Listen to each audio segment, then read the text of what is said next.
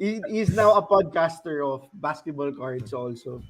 So That tells you all you need to know. That that's all tells you you need to all know. you need What to else is know. there? Maui.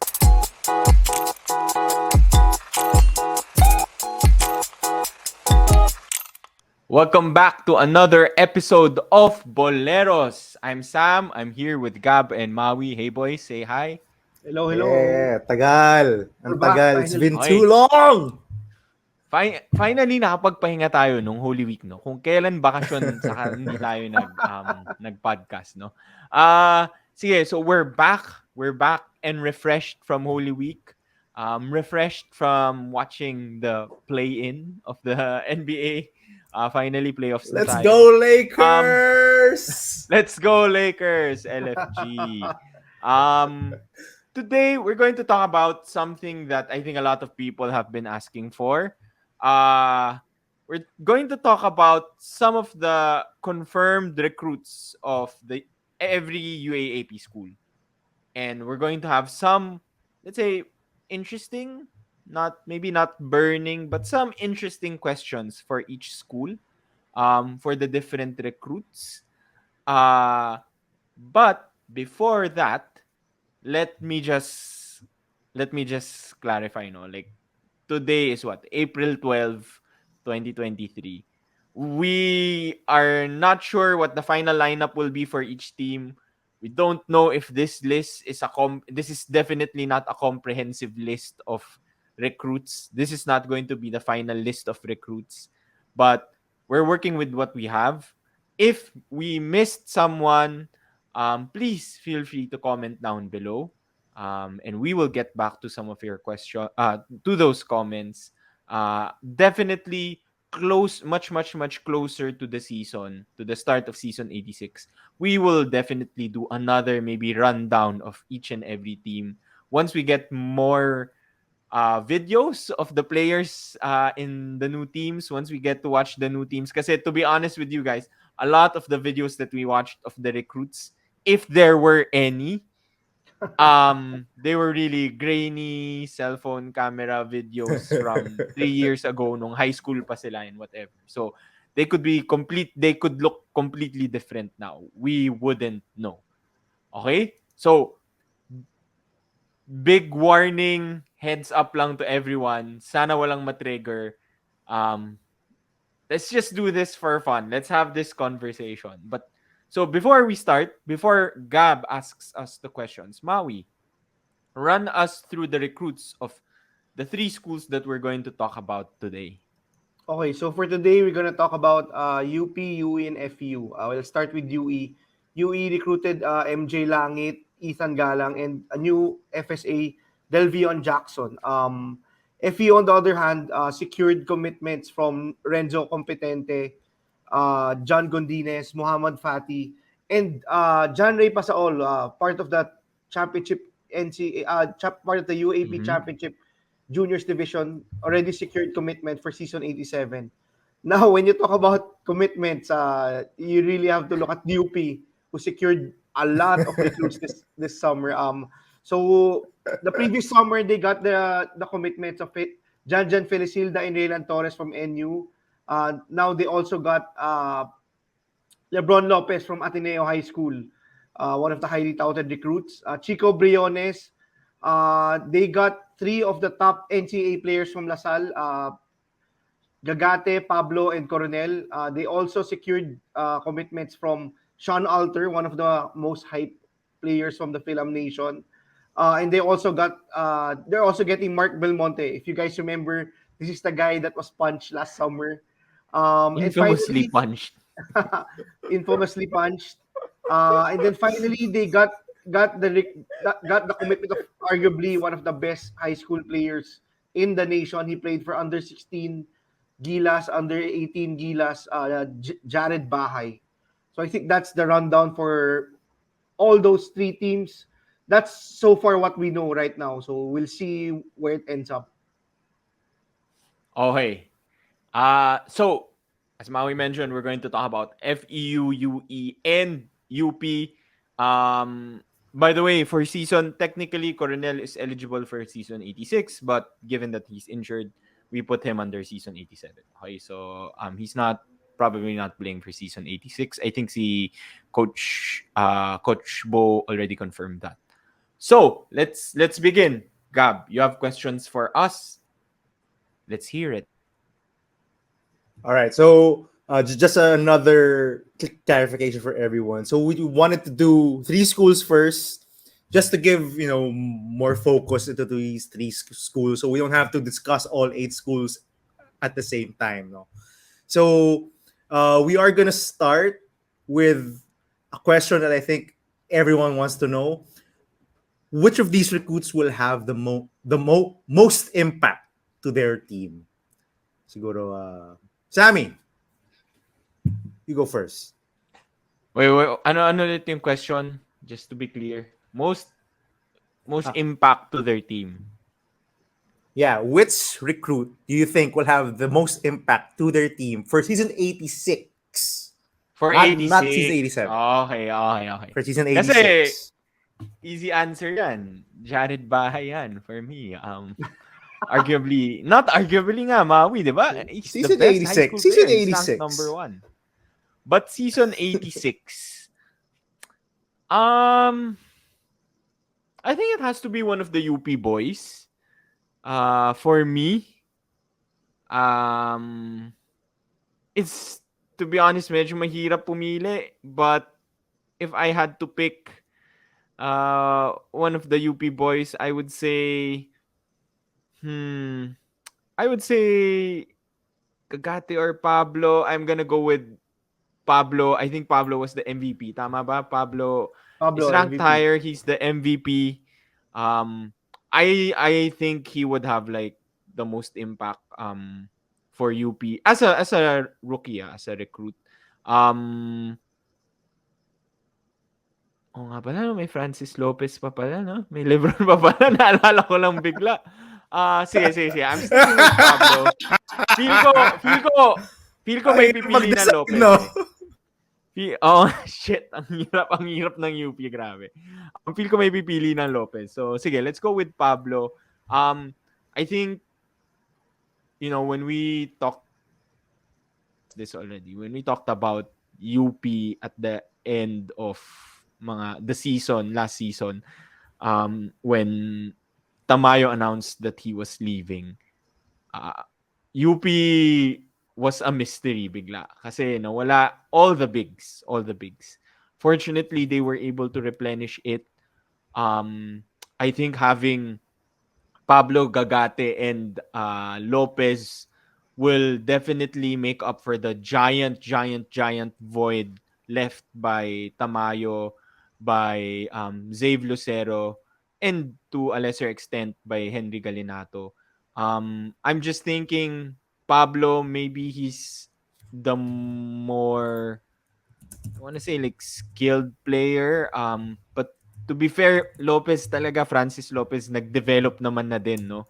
Dati kasi very raw athletic talent lang siya. He's developed, but I saw highlights of the NCAA because it's a lot easier to watch the NCAA juniors highlights. It's a lot easier to watch the NCAA juniors games. Gagat is We've really talked good, about but this many times. and we've talked about this many times. Gagat is also really good. I think parang most improved player siya or something like that. But he's more of a traditional big for me. Although he's fast, he's quick, but I think Pablo for me is like a more skilled, more balanced, more all around player. I think he can fill in that void by Tamayo and by Zave. Not saying he's gonna be as good as Tamayo on the get go, but I think he will carry his own weight. So Pablo for me, I mean, top rank for season 86 high school player. Easy choice. Maui. Ako, for me, if you're talking about instant impact among all the recruits, I'd have to choose UE's foreign student athlete Delvion Jackson. We saw last year the void that UE had when they didn't have a foreign student athlete, and Delvion Jackson will be filling in that void and playing a one and done season. He used to play NCAA Division 1 and is really highly touted, but he is a wing player. But we saw how wing players perform in the Philippines when they're tall, athletic, and strong, like similar to UST's foreign student athlete MVP. What's his name again? Uh, yeah, but Solomon Chabio. Solomon Chabio. Sorry to Solomon Chabio. But yeah, but I think Delvion Jackson will probably have a similar impact with as Solomon Chabio. Not the traditional big man, but will fare very very well as a foreign student athlete for UE, especially since if you remember last season UE was playing a style of basketball that is up and down, shooting three pointers, very fast, fast paced offense, which led to wing players such as Payawal playing very well last year. So yeah, I think Delvion Jackson will have a very big impact this coming season. Sorry, 2 points lang on the UE recruitment. Sorry, 3 points pala.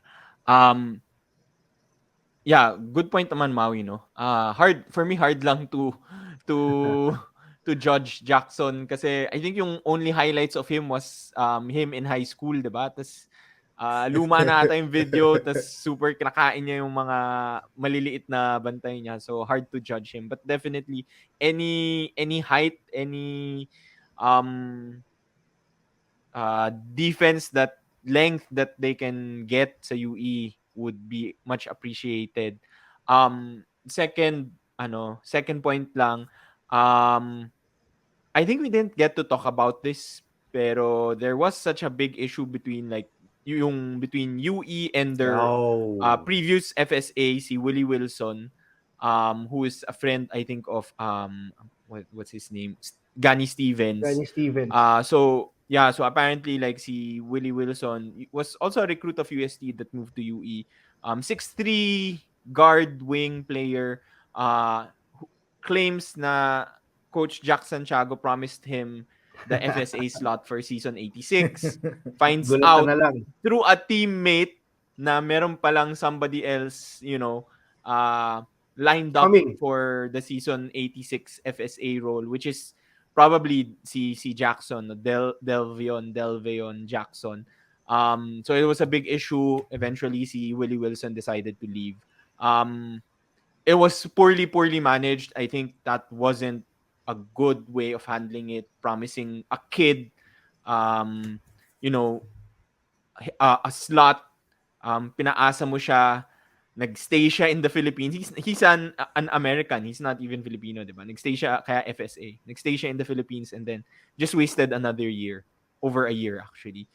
But, so, poorly managed. But with that said, I understand why he decided to prioritize Delvion Jackson. No? Kahit one and done siya. Kasi to Maui's point, he probably will have a much bigger impact to the UE team that was undersized last year. Delvion Jackson is 6'7", uber athletic, looks strong. Tsaka Willie Wilson is... they're losing Luis Villegas also. Yes, And correct. Who's... potentially Gani Stevens, rumblings in the off-season. Let's see. Abangan. Correct, Maui. So they could probably not have a big man next season. So that's probably why they wanted to get Jackson. Yun lang. Kawawa lang si Willie Wilson. Yun lang yung what I wanted to say. All right. Good picks to both of you guys. But for this question, I am going to go with Maui's answer. I do think Delvion Jackson will have the biggest impact, mainly because he has a surefire role with UE already. We all know that UE is a very top-heavy team. Well, last year they were. Their bench was not really producing, and now with the exit of a lot of key players, it's CJ Payawal, Nico Paranada, Luis Villegas. There's a lot of minutes to go around. So I think Delvion Jackson will fit right in. Whether he plays center or maybe a wing, a wing, a 6'7" wing, I don't know. But he can be used in many different ways by Coach Jack. And yung sabi nga ni Mau, they play up and down. I think he's gonna get the numbers. He's gonna excel. I it's hard for me to pick someone from UP exactly because of what Sam said. You don't Sam know. had a hard time picking between which between Wala which kang UP pumili kay recruit will have the Lopez most no? impact. Yeah, it's pretty hard because you don't really know what role they're gonna get. How many minutes they're gonna get because there's so many of them. So I could go with Sam and pick Pablo, but who knows? Pablo might play 10 minutes off the bench behind Lopez, Gagate, and even Del Monte and Alter. So uh, I really don't know. There's a lot of mix and matching that Coach Gold has to do with his players, his treasure trove of talented players. So I cannot pick anyone from UP. So UE is what I'm going. I think Delvin Jackson, in terms of impact for 86, is gonna another level. Sam, you Actually, wanted to say something? actually good.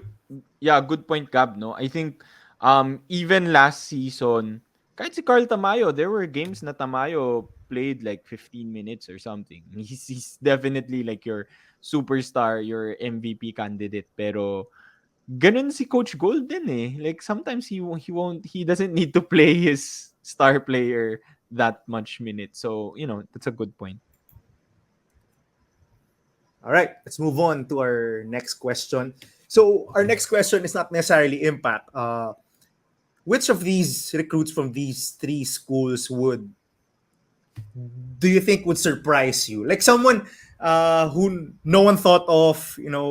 Everyone's focus is on guys like Gagate, the players from si Mason Amos from Ateneo, but from these three teams, which recruit you think was gonna surprise you for season 86? Let's go with Maui first. Maui.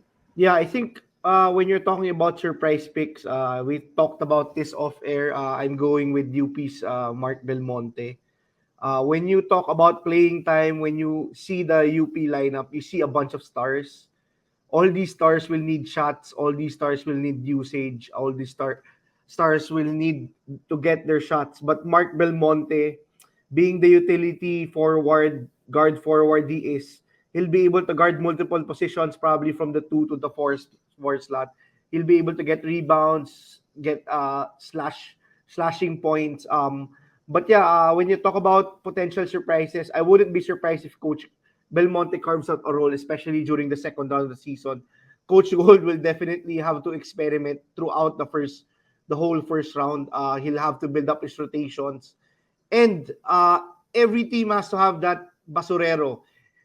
If you watch basketball, every team has to have that uh, player hustling for the ball, diving for loose balls, and I think that Mark Belmonte can fit that role perfectly.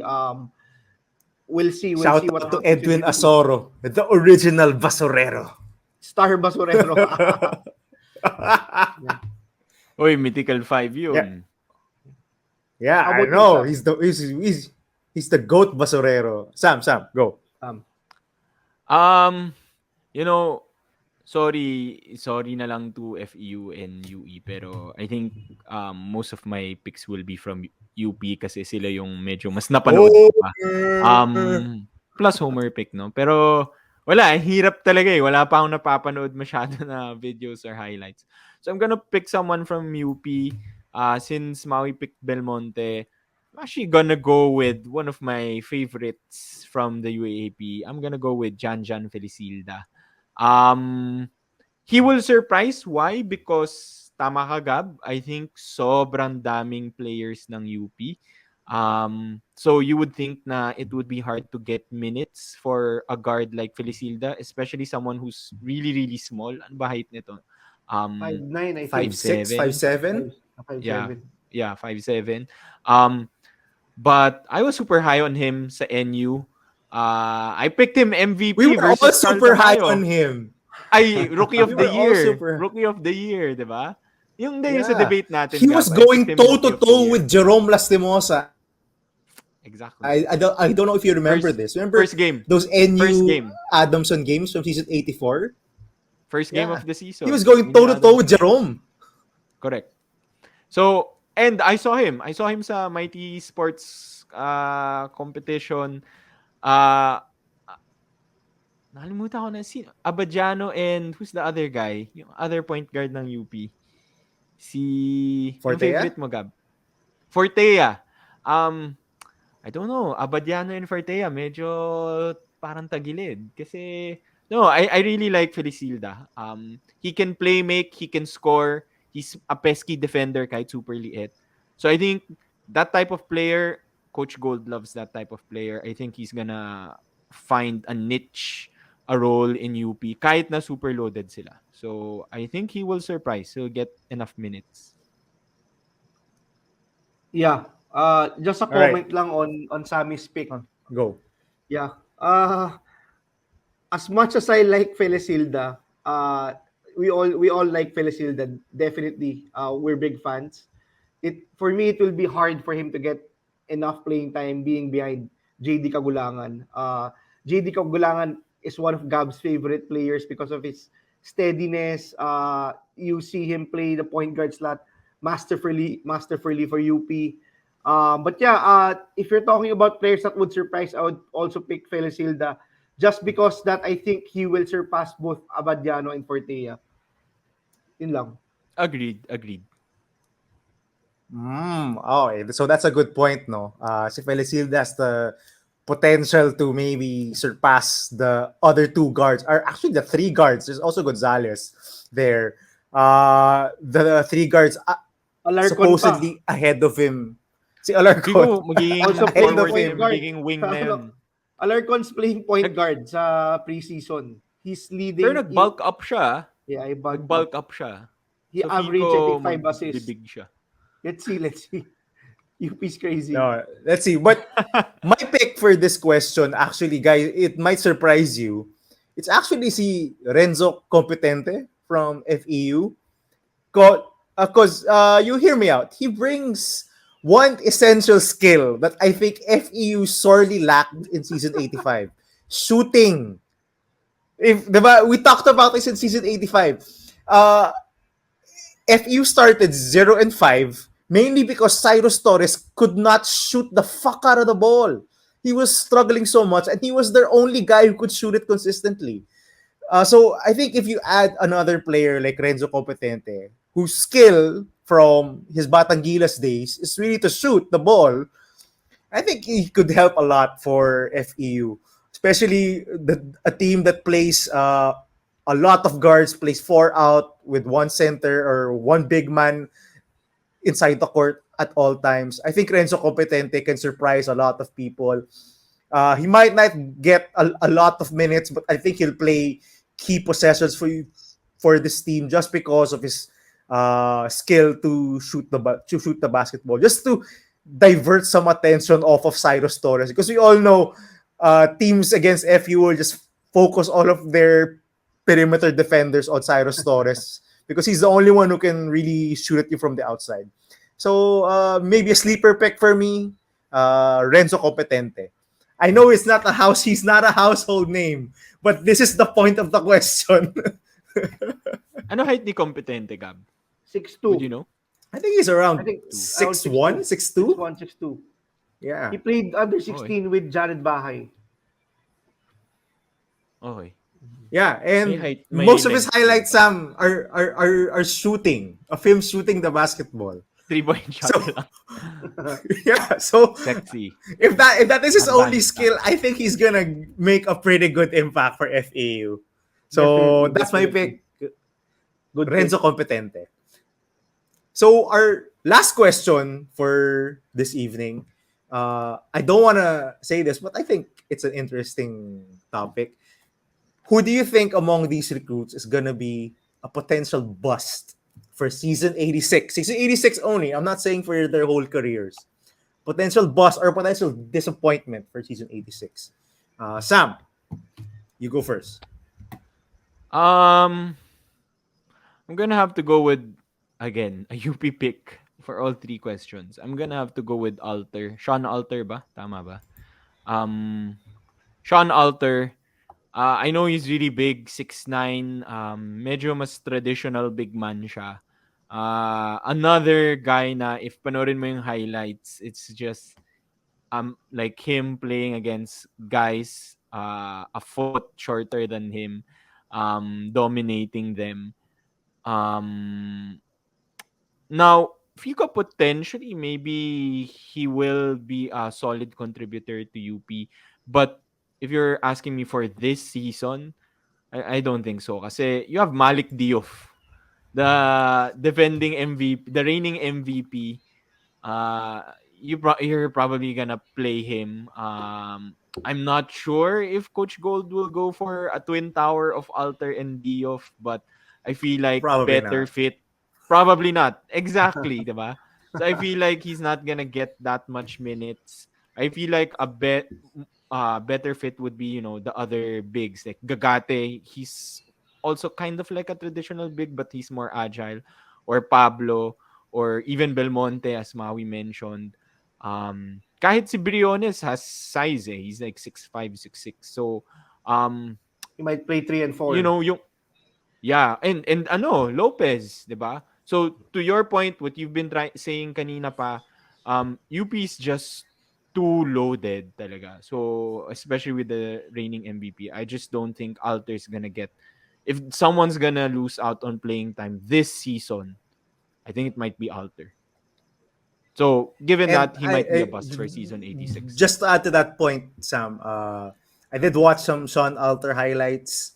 I'm sorry, but it smells like a Troy Reich situation to me. Foul. Foul. I don't know. It just smells like a Troy May Reich. It nag-NBA just smells cards like a yun, Troy Maui, Reich. si Troy Reich. Meron ba? Oh, si Troy Reich, he collects pati football Yeah. He collects. Play Yeah. soccer. He has his own podcast collecting NBA cards. Na-follow ko yun. Anyway, Huwag kang ganyan, Mau. Gab. An addition. Haters. To Gab's point, he's now a podcaster of basketball cards also. So That tells you all you need to know. That tells you all you need to know. Maui. Eto Maui.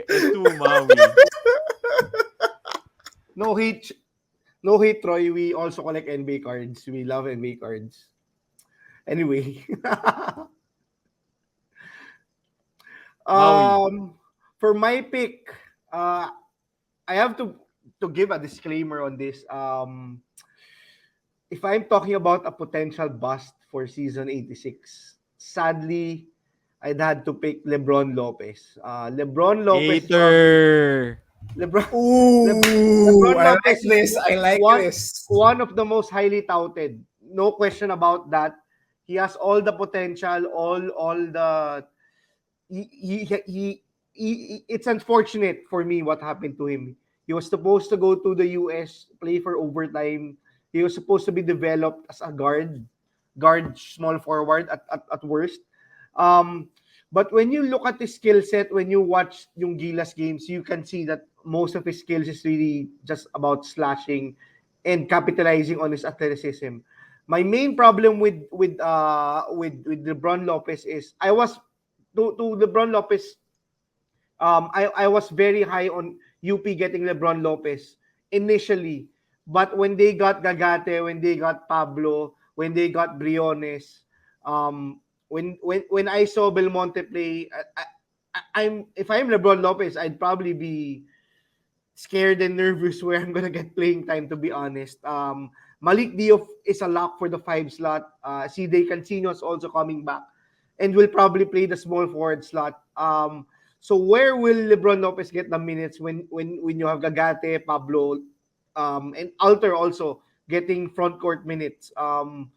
So yeah, I think unfortunately for LeBron Lopez, I don't know if he had an idea that UP was gonna get all these players. He was supposed to replace Carl Tamayo, but right now, if from the outside looking in, playing time is not. As we've mentioned, playing time is not guaranteed, and he'll have to really fight for his playing time. So, yeah, if we're gonna talk about a potential bust, I'm gonna pick LeBron Lopez for next year. Yeah, Mau, siguro some of the things in defense of LeBron. I did see some of his games in the Ball Out Sports league in which UP played in. He does have an outside shot, so it's not just all about slashing. And he's a pretty outside shot. Yeah, improved an outside improved shot. I think outside si shot. Ryan Alba showed yung huge improvement sa mechanics ng shot niya in the Yeah. offseason. And also, he's also a pretty good help defender. You talk about someone whose athleticism is his main selling point. I think his athleticism helps him on defense. Just to get to those slots, just to get to those positions where you can uh, help out your teammate. I think we saw that a lot in the ball out sports. Similar to a role that Jaren Jackson plays for the Memphis Grizzlies with Steven Adams there. You know, a guy just coming out of nowhere to block shots because of sheer jumping ability and because nga, he's coming from the health side. So I do see some sort of a role for that. However, I do agree with you, Mao. His minutes are up in the air because in that same tournament, the ball out sports, I think he played less than 20 minutes. And that was without Pablo, Gagate playing Barely. minimal minutes. Alter was not there, diba? So yeah, I am with you that the minutes seem to be a pretty big issue, which is why my pick for this question is actually Sam's previous pick as the potential surprise recruit. It's actually Janjan Felicilda. And it's not because he's not talented. Again, Same I've same with watched Lopez. Janjan. Same with Lopez for me. Yeah, It's really about the playing time and the yeah, expectations. yeah, totoo. Uh, it's not about the talent that Janjan Felicilda has. I mean, I just raved a few minutes ago about how Janjan Felicilda went toe-to-toe with Jerome Lastimosa. I think he's that good. The problem is yung maybe he has the potential to surpass the other guards in the rotation, but in the ball out sports competition, I think Coach Gold played it like a real game because he played JD Kagulangan nearly the entire game and really rode the play of JD Kagulangan, which is what he really does in big games, diba? He really rides Yeah. JD in crucial moments. So Jajan Felicilda played less than 5 minutes in both the Final Four against St. Peniel and in the finals against NU. Jajan Felicilda, aside from garbage time, played less than 5 minutes on the court behind Cyril Gonzalez, Harold Alarcon, and Raylan Torres. That was without Cancino, Spencer, Abajano, and Fortea. So, you know, that when I watched that, that seemed like a pretty bad omen to me of the things to come for Jajan Felicilda. So again, this is not because he's not a pretty good player. It's because he is battling for a position that is pretty loaded in UP. Not just the point guard, the guards in general. And I'm pretty worried actually talaga for Janjan. Si Torres mas less because he can play the other two positions. He can play a forward, he can play shooting guard, and he's big enough and he's a shooter. So I'm less worried about Raylan Torres. I'm more worried about Janjan Felicilda. And that's it for today's episode. Sam, any last words? Yeah, so before we get a lot of hate for UP, we're not saying na Lopez or Felicilda Are not will good. become or Alter will be busts. Yeah. We're not saying they're not good. They're extremely good, extremely talented. But that's also the problem, I think. So if you notice, lahat ng mga picks namin, like I picked Felicilda as a surprise, Gab picked Felicilda as a potential They bust. can go I either way talaga eh. exactly, Hindi mo exactly. talaga Like alam. I For could have me, to be honest, hindi mo talaga alam.